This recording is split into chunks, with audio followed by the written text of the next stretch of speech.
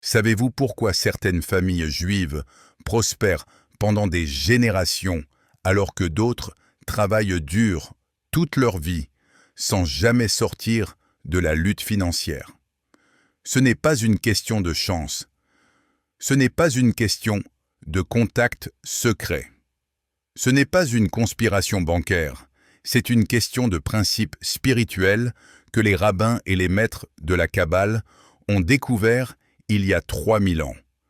Des lois universelles aussi fiables que la gravité, aussi précises que les mathématiques, aussi puissantes que l'énergie nucléaire. Et aujourd'hui, je vais vous révéler ces 5 principes exactement comme ils m'ont été enseignés. Vous avez probablement grandi en entendant qu'il faut souffrir pour avoir de l'argent, qu'il faut se casser le dos jusqu'à l'épuisement, ou que la prospérité est réservée aux chanceux ou à ceux qui sont nés dans une famille riche. Permettez-moi de vous dire quelque chose. Ce qu'on vous a enseigné est incomplet. Les rabbins ont découvert il y a des siècles ce que la science moderne commence à peine à confirmer. L'argent n'est pas un objectif en soi. L'argent est une conséquence de qui vous êtes, de comment vous vibrez avec le monde et de votre alignement avec les lois spirituelles de l'univers. Combien de fois avez-vous senti que l'argent vous échappe comme l'eau entre les doigts? Combien de fois avez-vous travaillé des heures supplémentaires, eu 2 emplois, et pourtant vous avez l'impression de ne jamais vous en sortir? Le problème n'est pas votre capacité de travail. Le problème est votre syntonisation spirituelle. Où, dans la tradition juive, existe un concept magnifique, appelé Shefa, qui signifie flux d'abondance divine. Les sages enseignent que le Shefa est disponible pour tous à tout moment. Mais la majorité des gens vivent avec les tuyauteries de l'âme obstruées par la peur, la plainte et la mentalité de manque. En ce 2026, où tout semble si accéléré et compétitif, la vraie clé de la richesse n'est pas de courir après l'argent. C'est de devenir un récipient digne qui peut recevoir et contenir la bénédiction. L'argent est de l'énergie. Et comme toute énergie, il répond à des lois très spécifiques que les maîtres de la Kabbale ont étudiées pendant des millénaires. Des lois que la plupart des gens ignorent complètement pendant qu'ils s'épuisent dans la plainte et la peur. Et restez avec moi jusqu'à la fin de ce message, parce que nous allons décortiquer les enseignements kabbalistiques et rabbiniques qui font que la prospérité coule vers vous sans que vous ayez à la mendier ou à la poursuivre désespérément.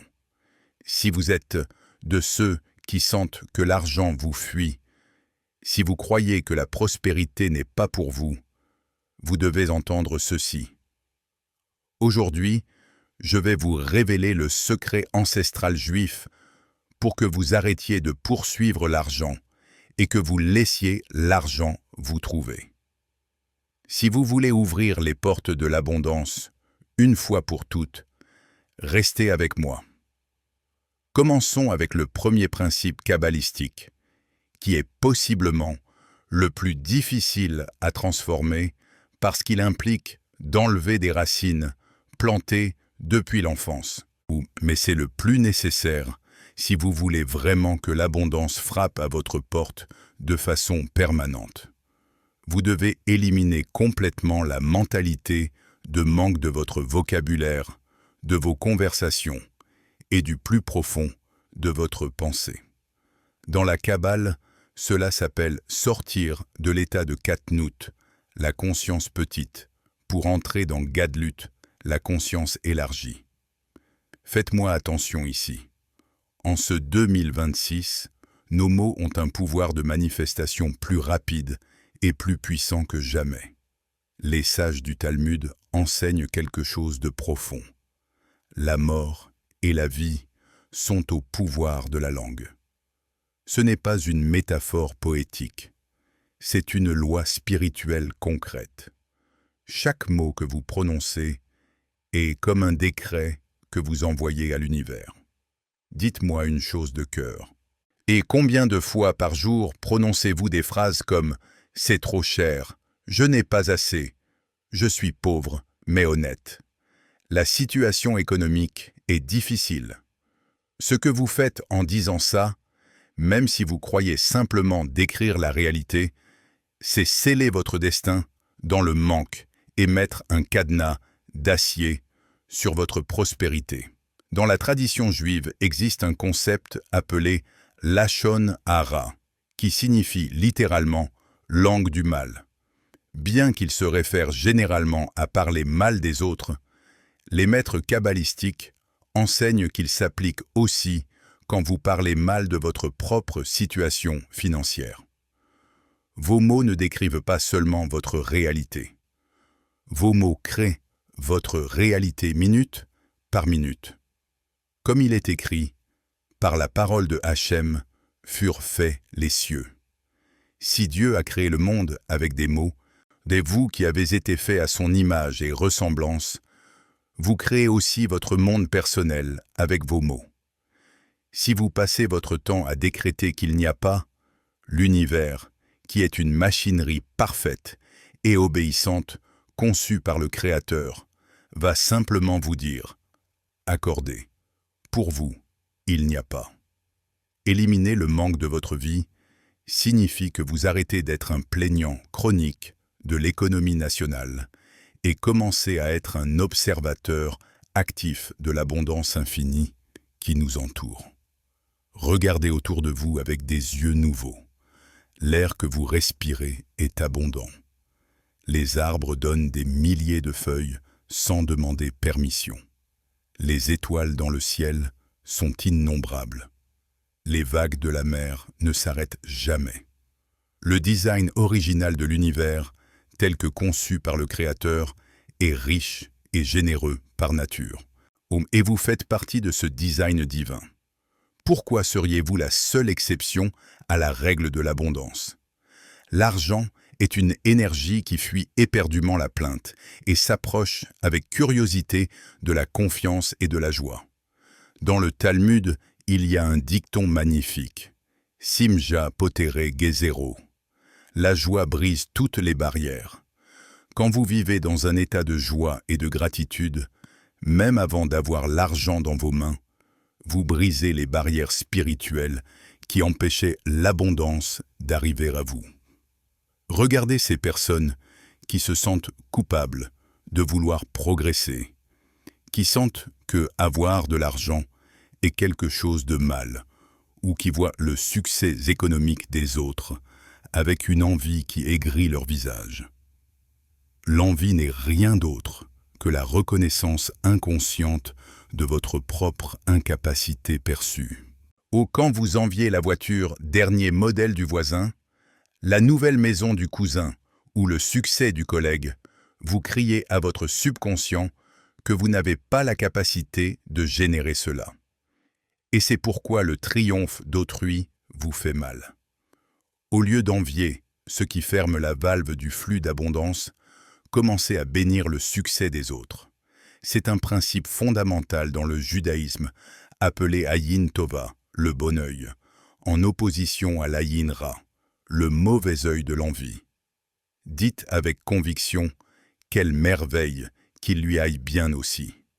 C'est une preuve qu'il y a de l'abondance pour tous, et que s'il a pu l'accomplir, le chemin est ouvert pour moi aussi. En bénissant la richesse des autres, vous pavez un chemin d'or pour que la richesse propre arrive chez vous sans obstacle. Identifiez aujourd'hui même ce mot de pauvreté ou de manque que vous répétez le plus de façon automatique et effacez-le de votre dictionnaire personnel aujourd'hui même sans laisser de traces. Vous verrez comment, en nettoyant votre langage, votre attitude face aux défis change. Votre énergie vitale monte et vous commencez à remarquer des portes d'opportunité qui étaient cachées derrière la brume de la plainte. Bon, nous arrivons maintenant à quelque chose d'absolument crucial. Le secret que la majorité des gens ne comprend pas. Ce que je vais vous révéler maintenant va peut-être vous choquer. Préparez-vous. Le deuxième principe est celui qui va finir d'ouvrir les écluses de la bénédiction dans votre vie. Vous devez activer la loi de la gratitude anticipée selon la Kabbale et apprendre à remercier pour ce que vous ne voyez pas encore, comme si vous l'aviez déjà dans vos mains. C'est l'un des secrets les plus profonds des tzadikim, les justes de toutes les générations. Dites-moi une chose de cœur. Êtes-vous de ceux qui disent « D'abord que l'argent arrive, et ensuite je remercie » Êtes-vous de ceux qui attendent que le solde du compte change pour alors devenir heureux? Ce n'est pas de la foi. C'est simplement voir la réalité physique. La gratitude anticipée est l'aimant le plus puissant qui existe dans l'univers selon les enseignements kabbalistiques, parce qu'elle envoie un signal clair à votre subconscient et au Créateur que vous vous sentez déjà digne et possesseur de l'abondance. Dans la Kabbale existe un concept appelé Hakarat Hatov, qui signifie littéralement reconnaître le bien. Mais les maîtres vont plus loin, ou non seulement reconnaître le bien que vous avez déjà, mais reconnaître et remercier le bien qui est déjà en chemin vers vous, même si vous ne le voyez pas encore avec vos yeux physiques. La majorité des gens vivent en demandant depuis le manque. S'il vous plaît Dieu, envoyez-moi de l'argent parce que je n'en ai pas. S'il vous plaît, que cette affaire se réalise parce que je suis désespéré. Quand vous demandez depuis le désespoir, la seule chose que vous attirez est plus de désespoir. Votre énergie de besoin pousse l'abondance loin de vous. Mais quand vous changez le « je demande » pour le « je remercie », l'univers est obligé de manifester ce que vous célébrez déjà. Dans la tradition juive, il y a une prière magnifique récitée chaque matin appelée « Modé Ani », qui signifie « je remercie ». C'est la première chose qu'un juif dit en se réveillant, dit avant même de se lever du lit. Regardez quelque chose de puissant. Vous remerciez pour quelque chose qui s'est déjà passé, le fait de vous être réveillé. Mais en même temps, vous affirmez que Dieu est fidèle et que tout ce dont vous avez besoin vous sera pourvu aujourd'hui. Dans la psychologie de la manifestation consciente, selon la Kabbale, la gratitude anticipée brise la barrière du temps. Votre cerveau ne distingue pas entre ce que vous imaginez avec intensité et remercier avec foi, et ce qui arrive réellement dans le plan physique. Si vous fermez les yeux et dites « Merci, Ribono Shel Olam », parce que cette affaire est déjà un succès. Merci parce que l'argent coule vers moi de manière constante et abondante, et vous le sentez vibrer dans chaque cellule de votre corps. Ou avez-vous créé une nouvelle réalité dans les mondes supérieurs qui se manifestera inévitablement dans le monde physique? Les kabbalistes enseignent qu'il existe 4 mondes ou dimensions. Quand vous remerciez pour quelque chose qui n'existe pas encore dans le monde physique, vous créez cette réalité dans les mondes supérieurs, d'abord. Et de là, elle se matérialise vers le bas, jusqu'à arriver dans votre compte bancaire. La gratitude est la clé qui ouvre toutes les portes. Mais la gratitude anticipée est celle qui fait tomber les murs de la peur. N'attendez pas d'avoir le billet dans le portefeuille pour sourire. Souriez aujourd'hui. Remerciez aujourd'hui. Bénissez aujourd'hui la provision qui vient en chemin. L'abondance n'arrive pas aux gens qui en ont besoin. Elle arrive aux gens qui la remercient. Le troisième principe est celui qui va vraiment ancrer vos rêves dans la réalité. Vous devez comprendre que le service est la vraie monnaie d'échange selon la Torah et que l'argent est simplement l'écho de la valeur que vous livrez au monde. En hébreu, le mot pour travail est avoda, qui signifie aussi service et adoration. Les trois significations sont connectées parce que le vrai travail est un service aux autres et une forme d'adorer Dieu. En ce 2026, nous sommes tombés dans le piège de vouloir gagner de l'argent sans vouloir servir personne. Êtes-vous de ceux qui cherchent ni l'affaire facile, la crypto-monnaie qui monte en valeur sans effort, ou le coup de chance pour ne plus rien faire? L'argent n'est pas un objectif. L'argent est une conséquence de votre avoda, de votre service au monde. Go, c'est l'applaudissement du marché pour un travail bien fait. C'est la récompense pour avoir résolu un problème à quelqu'un. Si vous vous concentrez seulement sur le billet vous échappe. Mais si vous vous concentrez sur comment mieux servir, sur comment donner plus de valeur et sur comment aider plus de personnes, l'argent va vous poursuivre. Quel changement de perspective, si nécessaire, pour que vous arrêtiez d'être un chasseur de fortune et deveniez un aimant d'abondance. Dans le Talmud, il y a un enseignement magnifique, Kol Israël Arevim Zelazé. Tout Israël est responsable l'un de l'autre. Cela établit un principe fondamental.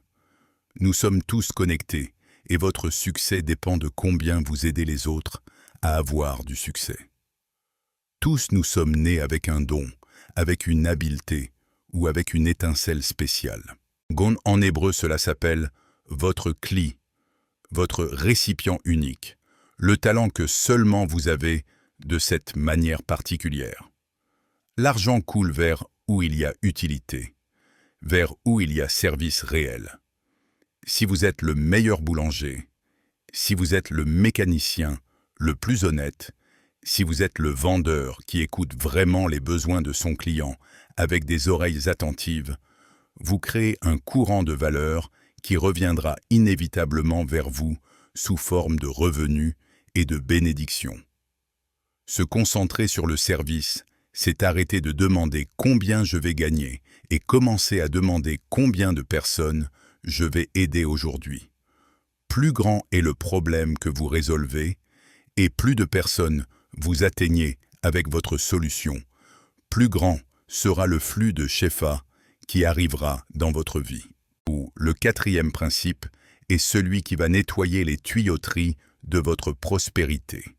Vous devez apprendre à nettoyer et guérir votre relation avec l'argent, une fois pour toutes, selon les enseignements de la Torah et de la Kabbale. Êtes-vous de ceux qui, quand vous payez une dette, le font avec douleur, en serrant le poing et avec un visage de tragédie, comme si on vous enlevait un rein?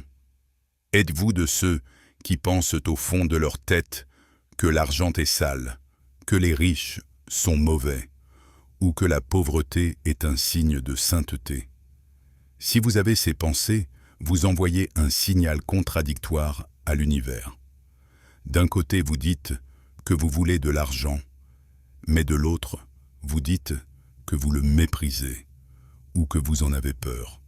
L'argent, dans la vision juive, est complètement neutre. C'est comme le feu. Ou il peut cuisiner votre nourriture et chauffer votre maison, ou il peut brûler votre maison si vous ne le gérez pas avec sagesse. Mais le feu n'est pas mauvais en soi. Tant que vous verrez l'argent comme un ennemi ou comme quelque chose de pécheur, l'argent, qui est très digne parce qu'il a été créé par Dieu comme un outil pour l'échange et le bien, va s'éloigner de vous pour aller avec quelqu'un qui le respecte et le bénit.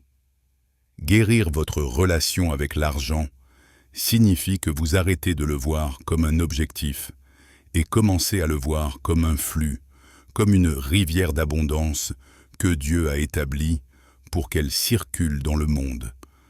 L'argent doit circuler.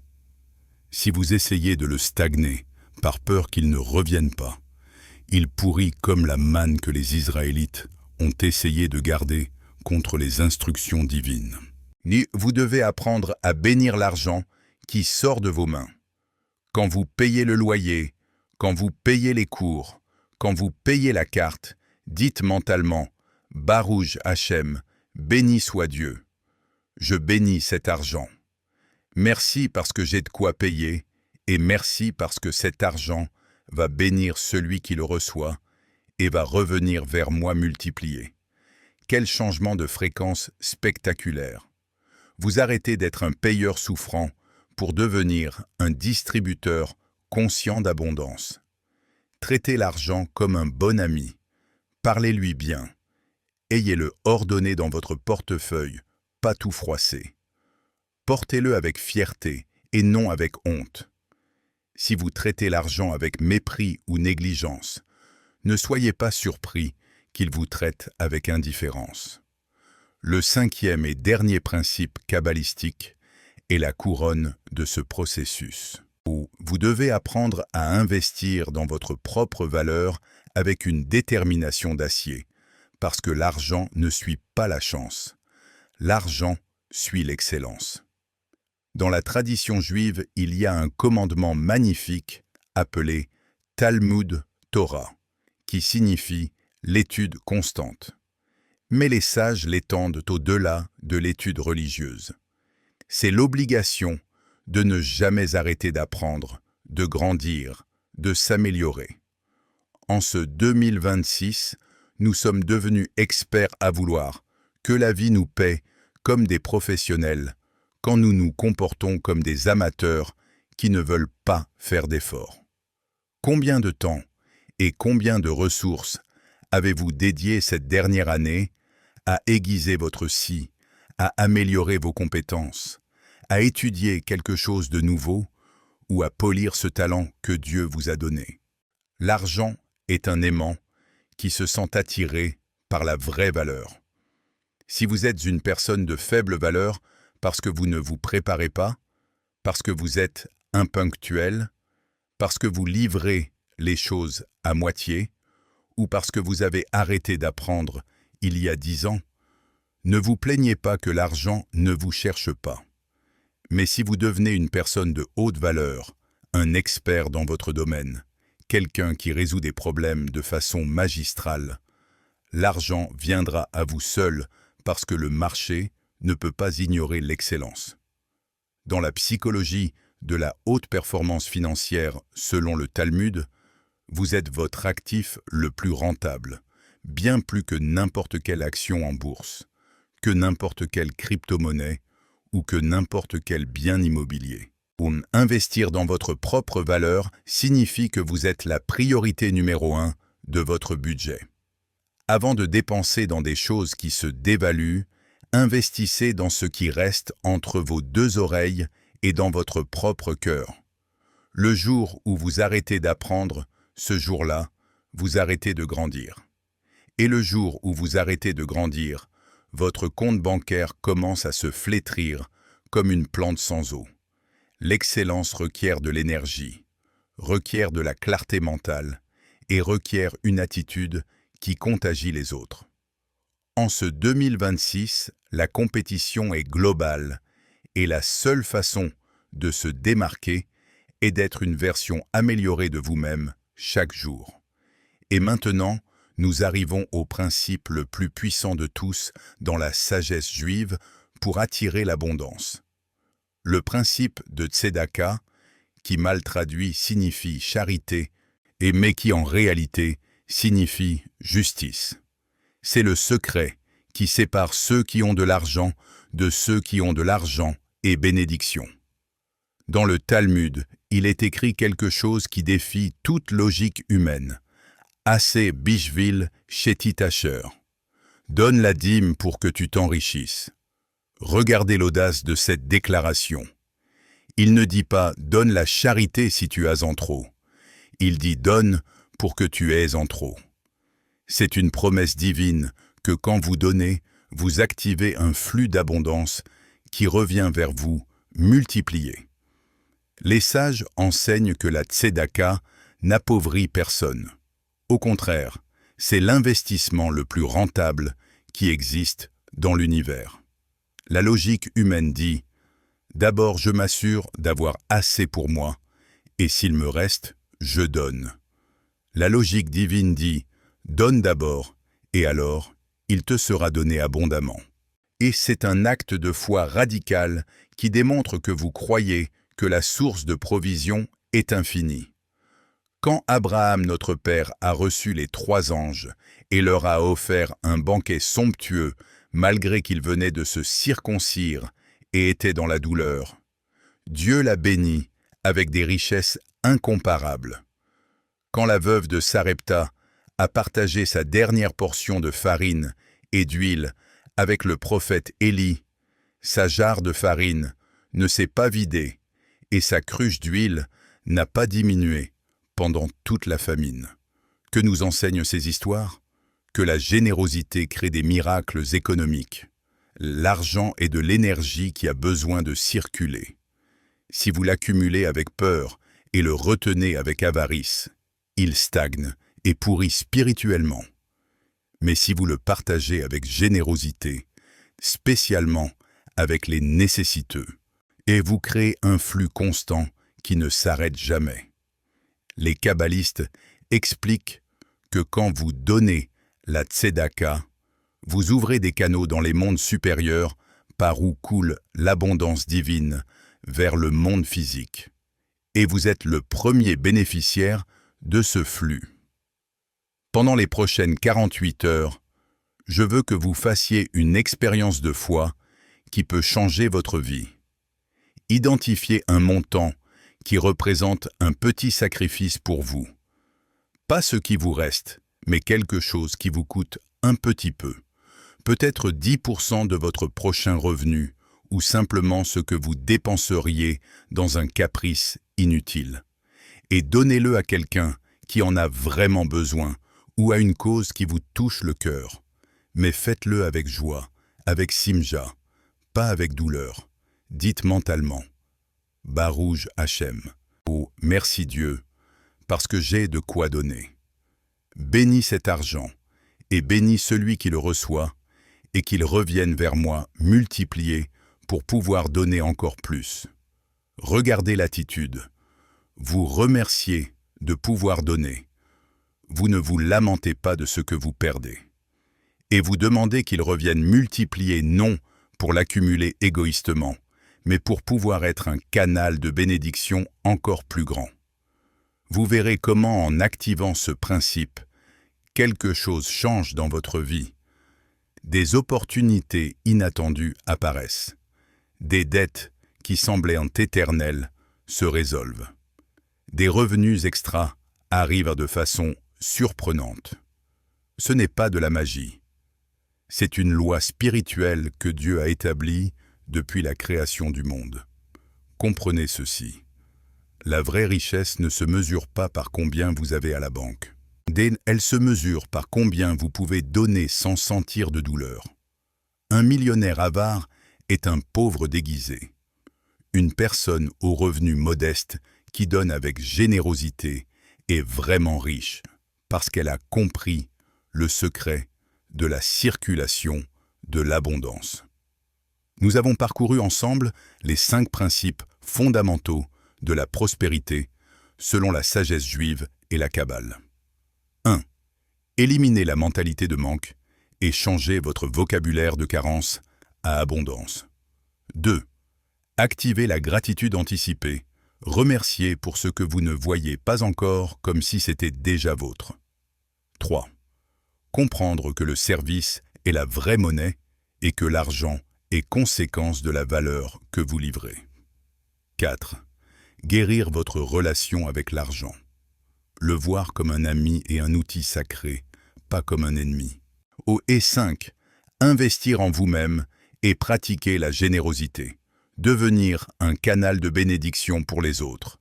Ces ne sont pas des concepts théoriques, ce sont des principes prouvés pendant des millénaires par une communauté qui a survécu persécutions, exil et tragédies, et qui pourtant a prospéré à chaque génération. Les Juifs représentent moins de 0,2% de la population mondiale, mais plus de 20% des prix Nobel. Ce n'est pas une coïncidence, c'est le résultat d'appliquer ces principes de croissance constante, éducation prioritaire, foi inébranlable et générosité radicale. Et le beau de ces principes est qu'ils ne sont pas exclusifs d'aucune religion ou culture. Ce sont des lois universelles de l'esprit qui fonctionnent pour quiconque les applique avec sincérité. Hachem, le Créateur, a établi ces lois pour toute l'humanité. L'abondance est votre droit de naissance comme fils ou fille du Très-Haut. Maintenant, vient votre partie. Les principes, vous les connaissez. La sagesse vous a été révélée. Mais tout cela ne vaut rien si vous ne l'appliquez pas. Je vous invite à ce qu'aujourd'hui même, pas demain, pas la semaine prochaine, mais aujourd'hui, vous choisissiez un de ces 5 principes et vous l'appliquiez radicalement. Si vous choisissez le premier, faites le jeûne de plainte financière pendant 48 heures. Si vous choisissez le deuxième, écrivez votre déclaration de gratitude anticipée et lisez-la 3 fois par jour. Si vous choisissez le troisième, identifiez comment vous pouvez mieux servir dans votre travail ou affaires. Si vous choisissez le quatrième, et bénissez chaque transaction financière que vous faites aujourd'hui. Si vous choisissez le cinquième, inscrivez-vous à ce cours que vous avez reporté ou donnez votre premier don avec intention. Le chemin vers la vraie prospérité commence avec une décision. La décision de laisser derrière les excuses, les peurs et les croyances limitantes. La décision d'embrasser l'abondance comme votre état naturel. La décision de vous aligner avec les lois spirituelles de l'univers que Dieu a établi depuis le commencement. En ce 2026, vous avez plus d'opportunités, plus d'outils et plus d'accès à la connaissance que n'importe quelle génération antérieure. Il n'y a pas d'excuse valable pour vivre dans le manque quand l'abondance frappe à votre porte, suppliant que vous la laissiez entrer. Souvenez-vous toujours des paroles du roi Salomon. Et l'homme le plus riche et sage qui ait jamais existé.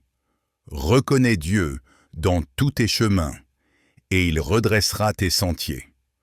Quand vous mettez Dieu au centre de vos finances, quand vous reconnaissez qu'il est le vrai pourvoyeur et que vous êtes simplement un administrateur de ses bénédictions, tout change.